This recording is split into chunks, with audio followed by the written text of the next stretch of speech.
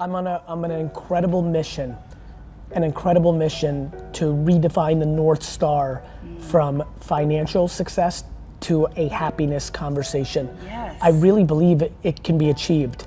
I'm flabbergasted by what has transpired over the last 3 years in watching a lot of young alpha males convert in front of my eyes from guys that would do cliche dumb shit in their 20s with girls and money to ones who talk about empathy and kindness and gratitude. And it is not lost on me that I am taking the gifts that my mom and dad gave me and I'm giving them to the world, and my happiness framework and the way I treat people is for some reason becoming cool, and I'm just gonna squeeze the shit out of that because it's leading to good. Yeah. So how do you, like in that whole anthropological discussion of redefining success from a financial metric and an external validation metric That's right. to an That's internal, a really good point. Yes. like fulfillment metric, when did you click over to I'm successful, or what does that feel like for you?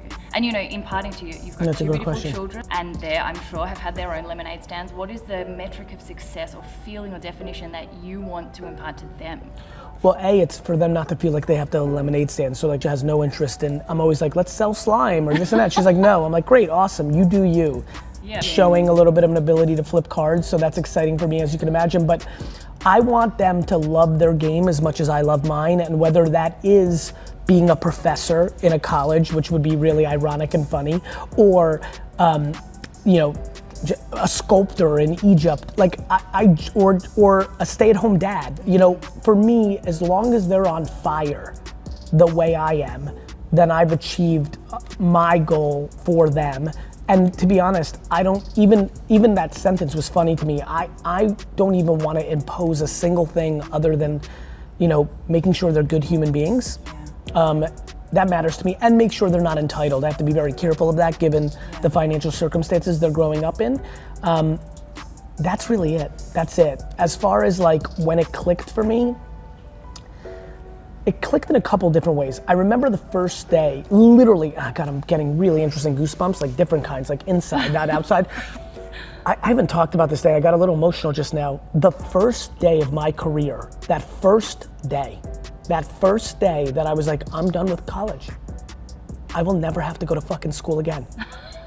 And I will never forget that Monday morning in the liquor store. It was it might still be my favorite day of my life. It was just like, I knew I was on the beginning of the thing that I was meant to do, which is, be a professional businessman. And so that was amazing. Literally that day I felt successful. And then,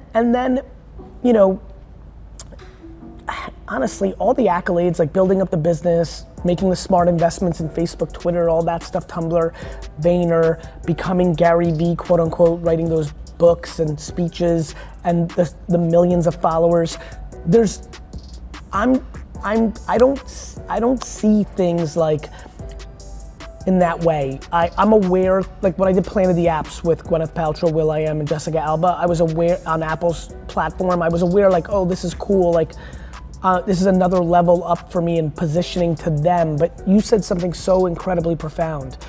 I am so inside. I'm so inside. I'm only an internal validation. I'm not an external validation, which looks like a contradiction to the way I roll because I'm so out there. I almost think that that's why I'm so successful out there. It's because I'm only inside. And for me, there is no winning. There is no smelling roses. One of the things I challenge myself is to get a little bit better at smelling roses. But I'm not even sure that's right, because I think the process is the rose. Just playing is what I'm up to. I just want to play. So much so that I even like when I lose. That's the best soundbite I've ever had, because there's a whole segment called Play TA, which is forcing every guest to stop and pull their identity away from their output, because we're human beings, we're not human doings, and not be achieving, not be successful, and what is the activity that you do? And some people are like, damn, I have nothing. I don't play for joy. I literally just go after goals. And there's no rose smelling. Like, what is it all about if you're not doing that? So for me, that gets synthesized a little bit differently. To me, all of it's playing. And all of it's smelling roses. and I've said this often, and it is absolutely true, and it just is. I get a much bigger high of buying something for $8 at a garage sale and selling it for $26 on eBay than I do in landing a $5 million client. It's not even close. Arbitrage, I mean, it's arbitrage. It's just buying and selling. Yeah. Gives me a high that, nothing else does. And so. You've also said something really interesting recently, which kind of landed really strongly for me, was that it's so important to always have a goal that's not, followers, financial. If you're always going after that, you can hit the top. But for you, like with the New York Jets, your goal is to own that football team. That's right. But you were like, if I did it, what would I have to aim for anymore? Like, it's scary to achieve the goal. So you have to tie it to something that will always be to aspire to. Otherwise, if you hit it too easily, like, what's left? And I think that for me, that's a good point. And I think another thing that's interesting to me is I think you need to have a selfish and a selfless goal, and I think they need to be as big as possible. So I think one of the things that makes me happy is my goal professionally to buy the New York Jets and then to win Super Bowls should keep me busy for 30, 40, 50 years, which is a nice long time.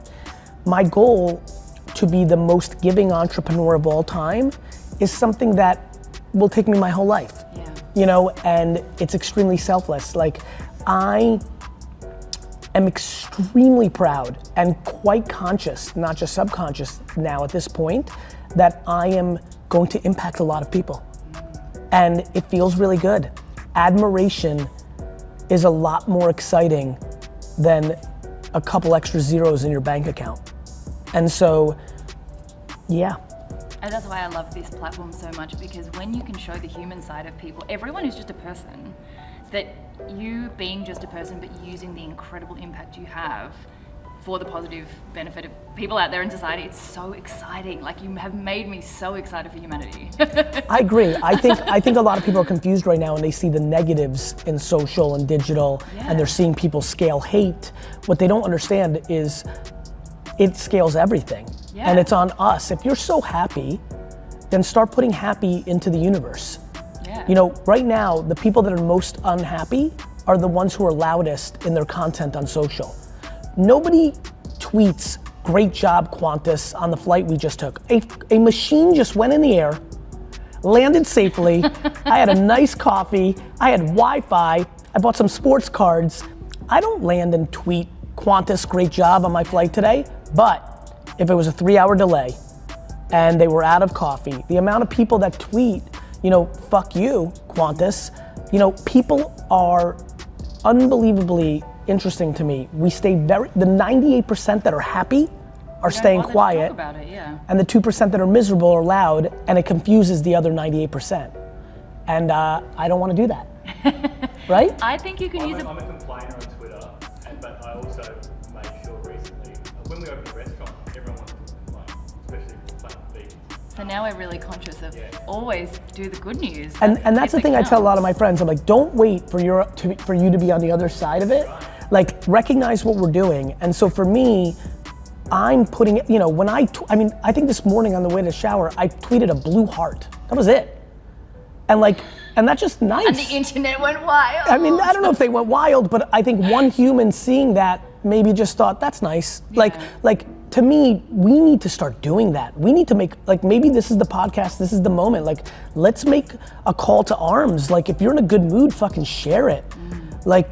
Because this tiny percentage, and I mean, guys, the reason we are still here all these years later is human beings are remarkably good. To remind everybody, we have had atomic bombs that can wipe us off the face of the earth now for 70 years. We're here.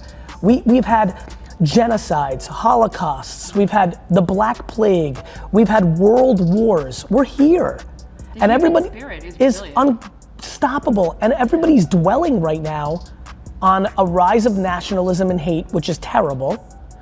However, let's contextualize it. And instead of judging people and calling them racists or bad people, why don't you go loud about good? Instead of getting sucked in to doing more hate around people who hate, why don't you actually combat it? Why don't we learn from Martin Luther King and from Gandhi and from other people in the past, which is, you do not defeat hate with hate on hate. You defeat hate with love at scale. And we all have our 14 followers, our 1,000 followers, our 8 followers, and instead of flexing about your new handbag or your hot new sneakers or the hike you took or the remarkable meal you're having, what about putting out good? What about co-signing somebody that did something nice? What about watching somebody open the door for an old lady and roll up on them and make a video and tell them about this nice kid? We need to get louder about happiness.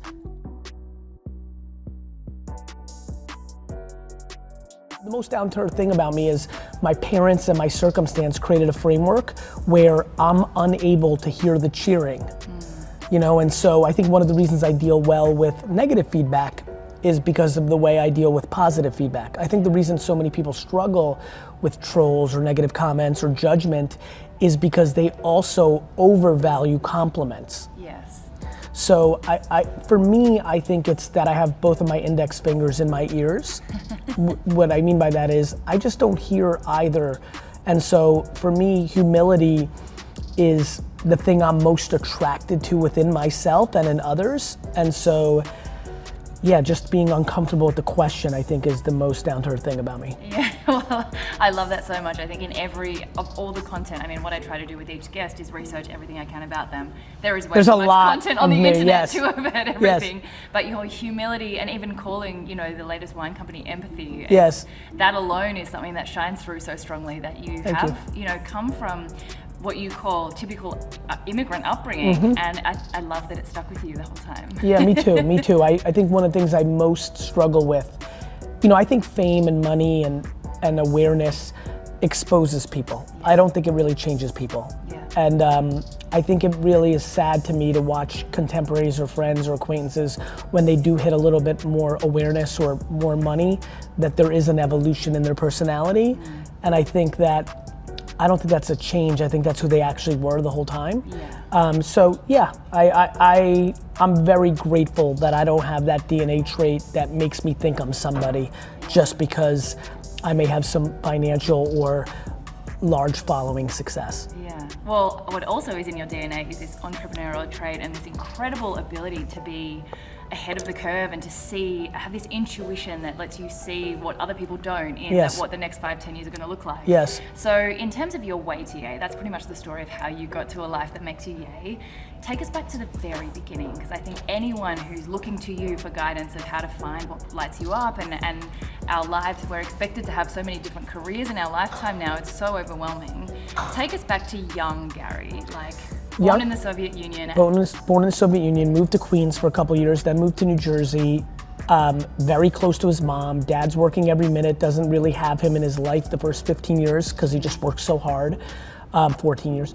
And then I started working in my dad's liquor store, so I got to really know him. But just quickly gravitated towards business. You know, 6, 7, 8 years old, lemonade stands, shoveling snow, washing people's cars, baseball cards, you know, all those things. And so much like somebody is a natural athlete or a natural singer-songwriter, you know, every time I watch videos of young LeBron or young Beyonce, I always think, man, I wish there was recordings of me at baseball card shows or behind a lemonade stand at 8 years old. There was a natural talent that I had in selling.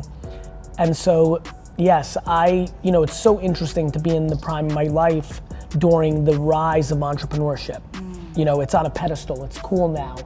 You know, it's crazy for me because when I was selling stuff in high school, it was dorky, it was nerdy. It was like, you know, making money was not cool. It was being good at school or being good at sports. So it's very weird. It's very weird for me to have admiration or recognize that rappers and athletes and actors and actresses all want to be entrepreneurs now. And so it's very cool in a lot of ways, but I also have concerns about people forcing themselves into entrepreneurship when I know that it's really lonely, it's really difficult, and it's just not for everybody.